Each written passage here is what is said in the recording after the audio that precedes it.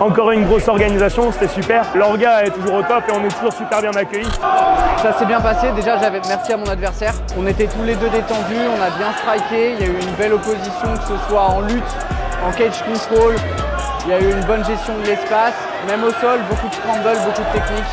Donc je pense que techniquement le combat était intéressant. Et je pense qu'on repart tous de cet interclub là avec des infos, avec des réponses sur ce qui fonctionne et ce qui fonctionne moins bien. Tout le monde ici, quand il y a un coaching, ça sert pas pour les chiens. On vous donne des infos, on voit des trucs de l'extérieur, on n'est pas en train de se battre, on n'est pas fatigué, on a deux yeux à l'extérieur. Ok? Donc là, il y a un game plan, il faut apprendre à suivre le game plan. Bah, la coachabilité, c'est simple.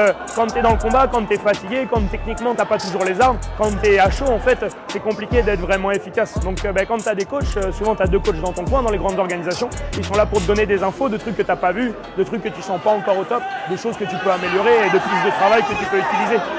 Maintenant, la coachabilité, on va avoir deux manières de faire. Soit tu es vraiment très strict et tu donnes une info et tu veux qu'ils le respectent, soit tu es un peu plus libre et là le combattant il combat un peu plus à l'instinct. Le problème de l'instinct, surtout quand tu es jeune combattant, c'est que ça ouvre la porte à faire les conneries. Donc nous, on est plutôt sur l'orientation d'être très directif dans ce qu'on attend du combattant. Aujourd'hui, c'était un peu un test, ce qui va permettre de savoir voilà, ce qui fonctionne pas, ce que je dois encore travailler. Et puis c'est qu'une étape sur une longue route.